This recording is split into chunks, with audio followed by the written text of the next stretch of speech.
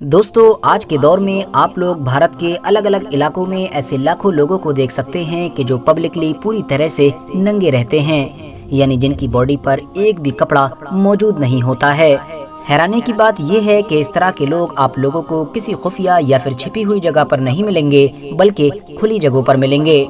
कभी तो आप लोग इस तरह के लोगों को किसी प्रोग्राम में देखेंगे, तो कभी खुली सड़क पर, इवन कभी कभी तो इसी हालत में ही ये लोग किसी मेन स्ट्रीम मीडिया के बड़े चैनल पर इंटरव्यू भी देते हुए नजर आते हैं। और जाहिर है वो ऐसा करते हुए ना तो कोई शर्मिंदगी महसूस करते हैं और ना ही उनको कोई दूसरा इंसान रोकता टोकता है, क्योंकि जाहिर है वो लोग भी ये सारा काम सिर्फ और सिर्फ अपने धर्म को फॉलो करने के लिए ही कर रहे होते हैं। और जाहिर है कि भारत एक ऐसा देश है कि जिसका संविधान यानी कॉन्स्टिट्यूशन हर इंसान को अपने धर्म को पूरी तरह से फॉलो करने की इजाज़त देता है। दोस्तों, मैं बात कर रहा हूँ जैन धर्म की, वही जैन धर्म कि जिसकी गिनती इस वक्त दुनिया के सबसे पुराने धर्मों के साथ की जाती है। जैन एक ऐसा गैर तौहीदी धर्म है कि जिसके मुताबिक हमारी दुनिया में पाई जाने वाली हर चीज जावेदानी है। रूहें जिस्म बदल बदल कर आती हैं और फिर नवे जन्म के बाद ही रूह को जिस्म से पूरी तरह से रिहाई यानी निर्वाण नसीब होता है। बात करें अगर हिस्टोरिकली, तो जैन धर्म की बुनियाद कब, किसने और कैसे रखी थी, इस बारे में हिस्टोरियंस अभी तक किसी एक नतीजे पर नहीं पहुंच सके हैं। मगर हाँ, जैन धर्म की खुद की तालीमात के मुताबिक इस धर्म की शुरुआत उस वक्त हुई थी कि जब दुनिया में इनके फर्स्ट तीर्थंकर कि जिनका नाम ऋषभदेव था वो आए थे। उसके बाद हमारी इस दुनिया में लगातार एक के बाद एक 24 तीर्थंकर आए थे और उनमें से आखिरी का नाम महावीर था। और इन्हीं महावीर को ही जैन धर्म की सबसे पॉपुलर हस्ती के तौर पर याद किया जाता है। आपको बताते चलें कि जैन धर्म के मुताबिक तीर्थंकर उनको कहा जाता है कि जिन्होंने दुनिया का समुंदर तैर कर पार किया हो। इनके आखिरी तीर्थंकर का जन्म लगभग 600 ईसा पूर्व यानी हजरत ईसा अलैहिस्सलाम से भी 600 साल पहले इंडिया के ही बिहार के एक लोकल इलाके में हुआ था। महावीरा का असली नाम वर्धमान हुआ करता था और इनका ताल्लुक भी एक शाही घराने से था। मगर जब धीरे धीरे ये 30 साल की उम्र तक पहुँचे, तब तक ये हद से ज्यादा परेशान रहने लगे थे। और इनकी परेशानी की जो सबसे बड़ी वजह थी वो थी हमारी सोसाइटी।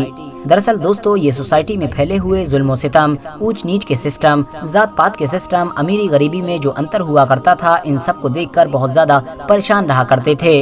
ऐसे हालात को देखते हुए इनकी ये परेशानी धीरे धीरे इतनी ज्यादा बढ़ गई थी कि एक दिन इन्होंने अपने सारे मालो दौलत, अपनी सल्तनत और अपनी पूरी शाही जिंदगी को छोड़ने का फैसला किया और अपनी शाही जिंदगी के साथ साथ अपने घर वालों को भी छोड़कर ये जंगल की तरफ निकल पड़े।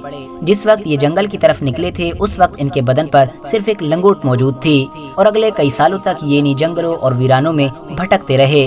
धीरे धीरे इनके जिस्म पर मौजूद वो जो एक लंगोट थी वो भी गल सड़ गई थी, जिसकी वजह से अब इन्होंने पूरी तरह से बिना कपड़ों के रहना ही शुरू कर दिया था। माना जाता है कि महावीरा की ऐसी हालत को देखकर उस दौर में लोग इनके ऊपर जुल्म सितम किया करते थे।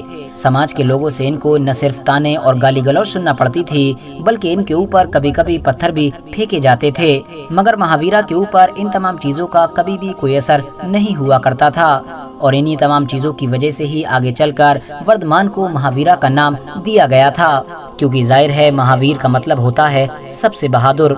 दोस्तों, महावीरा ने लगभग 13 साल के बाद लोगों के सामने ये दावा किया था कि अब उनको केवल ज्ञान हासिल हो गया है और इसी के साथ पूरे हिंदुस्तान में उन्होंने जैन धर्म का प्रचार भी शुरू कर दिया था। दूसरी तरफ हिंदुस्तानी लोगों ने भी उनको उनकी तपस्या में मिली हुई कामयाबी की वजह से उनको जेना का नाम दिया, जिसका मतलब होता है फातेह यानी विजेता।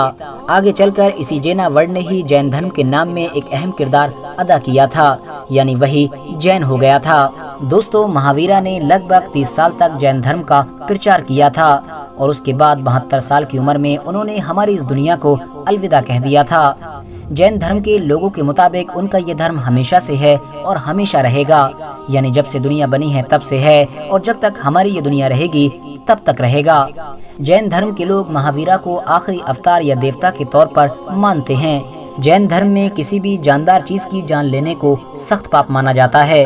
अब वो जानदार चीज बड़े बड़े जानवरों के साथ चाहे कोई छोटा मोटा कीड़ा भी क्यों न हो। ایون آپ کو بتاتے چلیں کہ جین دھرم میں پیڑ کو کاٹنے کی بھی سخت منائی ہے، یعنی جین دھرم میں پیڑ کو کاٹنے سے بھی روکا گیا ہے۔ دوستو یاد رہے کہ بھارت دیش کے اتہاس کے ایک مشہور رولر یعنی اشوک کے دادا کہ جن کا نام چندر گپت موریہ تھا، انہوں نے بھی اپنے پرانے دھرم کو چھوڑ کر جین دھرم کو قبول کر لیا تھا، اور بعد میں اپنی پوری شاہی زندگی کو چھوڑ کر یعنی اپنی پوری سلطنت کو چھوڑ کر جین دھرم کی ہی ایک پرمپرا کہ جس کو سلیکھنا کے نام سے جانا جاتا ہے اس کو اپنا کر ہماری اس دنیا کو الوداع کہا تھا۔ اور یہی وہ دور تھا کہ جب بڑی تیزی کے ساتھ پھلتا پھولتا جین نام کا یہ دھرم دو گروپ میں ڈیوائیڈ ہو گیا تھا۔ دراصل دوستو اس دور میں اتر بھارت کے علاقے میں یعنی نارتھ انڈیا میں حد سے زیادہ سوکھا پڑ گیا تھا، جس کی وجہ سے جین دھرم کے ایک بہت بڑے گروپ نے ساؤتھ کے ایریے میں کوچ کرنے کا فیصلہ کیا تھا۔ نارتھ کے علاقے میں سوکھا پڑنے کی وجہ سے اس دور میں جین لوگوں کا جو ایک بڑا گروپ ساؤتھ کے علاقے میں آ گیا تھا اس کو دگمبر کے نام سے جانا جاتا ہے، اور یہی وہ گروپ ہے کہ جو اکثر بنا کپڑوں کے نظر آتا ہے، کیونکہ اس گروپ کے لوگوں کا ماننا ہے کہ انسان اس دنیا میں ننگا ہی آیا ہے اور اس کو اس دنیا سے بنا کپڑوں کے ہی جانا ہے، تو اسی لیے انسان کے لیے بہتر یہ ہے کہ وہ ہمیشہ نیچرل حالت میں رہے۔ اس کے علاوہ ہمارے آخری تیرتھنکر یعنی مہاویرا بھی بنا کپڑوں کے ہی رہا کرتے تھے۔ یہی وجہ ہے کہ اس گروپ سے تعلق رکھنے والے بہت سارے لوگوں کو آپ لوگ الگ الگ علاقوں میں کئی بار پوری طرح سے بنا کپڑوں کے دیکھ سکتے ہیں۔ مگر دوسری طرف جین دھرم کے جس ایک گروپ نے اس دور میں سوکھا پڑنے کی وجہ سے نارتھ سے ساؤتھ کی طرف نہ آنے کا فیصلہ کیا تھا اس کو ستمبر کے نام سے جانا جاتا ہے۔ یہی وہ گروپ ہے کہ جو اکثر ہم لوگوں کو سفید کپڑوں میں نظر آتا ہے۔ یہ لوگ نہ صرف خود سفید کپڑے پہنتے ہیں بلکہ ان کے مندروں میں جو مورتیاں ہوتی ہیں ان پر بھی سفید کلر کے کپڑے ہی نظر آتے ہیں۔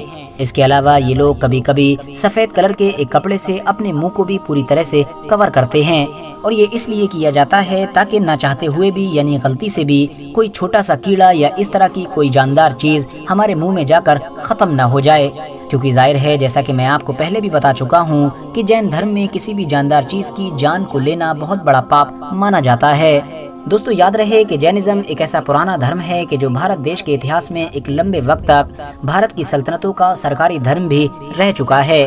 آج کے دور میں بھلے ہی اس دھرم کی پاپولیشن حد سے زیادہ کم ہو چکی ہے، مگر پھر بھی اس دھرم کو فالو کرنے والے لوگ انڈیا کے ساتھ ساتھ امریکہ، Canada, Japan, Hong Kong, Belgium اور اس طرح کے بہت سارے دیشوں میں آباد ہیں۔ فی الحال دوستو آج کی اپنی ویڈیو کو ہم یہیں پر ختم کرتے ہیں۔ ویڈیو پسند آنے پر نہ صرف ویڈیو کو لائک کریں بلکہ اپنے فرینڈز کے ساتھ بھی ضرور شیئر کریں، اور اسی طرح کی نالجبل اور ہسٹوریکل ویڈیوز ہمیشہ دیکھنے کے لیے ہمارے اس چینل کو سبسکرائب کر کے ساتھ ہی میں بیل آئیکن کو بھی پریس کر دیں۔